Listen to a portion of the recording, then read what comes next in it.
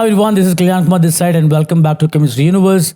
This is video number part 13 of the aldehyde and ketone series, and in this one we're going to talk about halogenation of aldehydes and ketones. Now the halogenation can be done in the presence of both acid and base, and there is another different type of halogenation which we've already done in the case of alkyl halides. So first let's go through the base and the acid catalyzed halogenation, and then we'll look at the halogenation of the third type, which we have already discussed when we did the preparation of alkyl halides. Right? So first let's look at the base catalyzed halogenation. Now, if there is any methyl ketone or acetaldehyde, we know it undergoes haloform reaction, right? And the reaction has the reagents like halogen and OH minus, so you can have an iodoform reaction. But remember, for that you need an aldehyde or a ketone with a CH3, and that CH3 is the one that undergoes halogenation and goes as the haloform. So I take an acetaldehyde and I'm doing iodoform test, and it gives you OH minus. In the presence of OH minus, all the 3H will one by one be replaced by I. And then eventually the nucleophilic attack of OH minus leaves Ci3 minus, which eventually forms iodoform in this case, and formatine. So this is one type of halogenation. And of course, it happens even with methyl ketones. The same logic applies. You get the 3H replaced, and then you get this and benzoate ion. Okay. Now, but if there is any other aldehyde with alpha H but is not a methyl ketone, then only the alpha H will be replaced and nothing else will happen. See, for example, here what happened is all the three got replaced, and then the OH minus attacked this carbon and formed into a carboxylate ion and iodoform. Whereas if you have any other aldehyde or ketone with alpha H but not CH3 per se, then they will only get halogenated. All the H will be replaced by I or Cl or whatever, but it won't undergo any reaction further. So this one reacts with iodine with OH minus, and the 2H gets replaced. That's it. Same happens with the ketone. Same, it will remove the H plus, blah blah blah, and then you will get this. So this is the base catalyzed one. Now, in the next one, which is the acid catalyzed one, one may wonder, okay, in base catalyzed one, I get all the H replaced, right? Is it possible to limit it to only one halogen?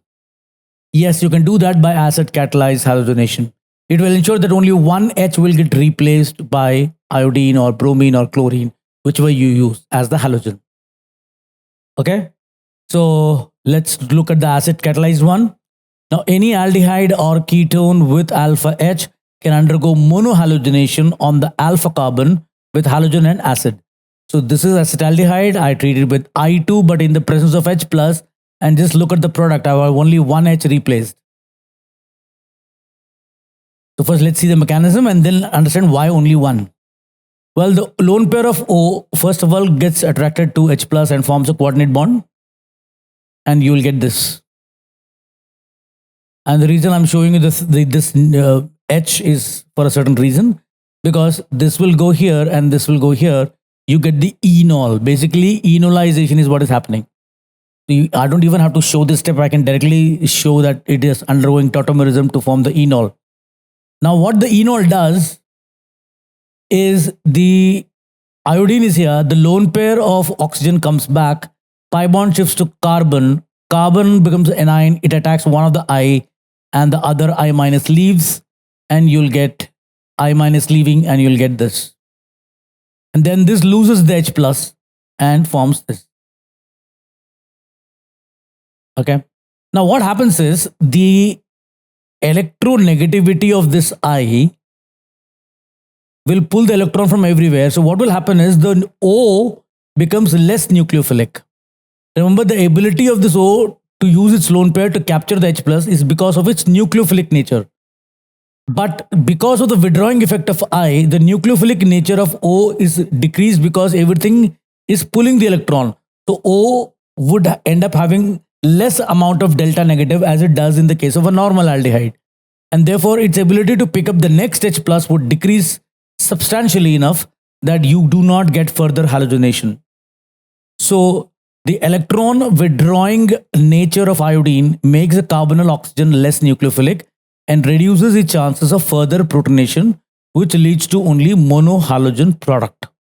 All right, the next halogenation is pretty interesting. This we have done before, and that is you take an aldehyde and ketone and you completely change the C double bond O to 2 chlorines. If you remember, we have done this reaction with PCl5. We've done this reaction with SOCl2. So all these reagents can be used to simply convert a double bond O into a dihalogen, a geminal dihalo product. And we have done this in the in the preparation of alkyl halides. So you can check that mechanism also, but I'm going to show you the reaction now. So you have the replacement of oxygen atom by halogen.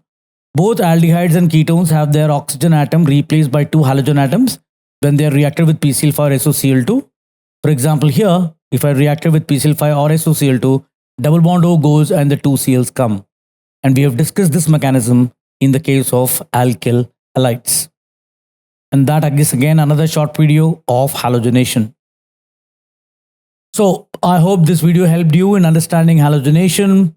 There is not much to it. Base catalyzed, acid catalyzed. So you got a monohalogenation, you got a multiple halogenation, and if you have CH3, you even get an iodoform there. And you can even replace the O of the aldehyde ketone with 2 of the halogens. So these are the 3 types of halogenations that you can have. So with that, this is Kalyan signing off. Have a wonderful and nice day, and thank you for watching this.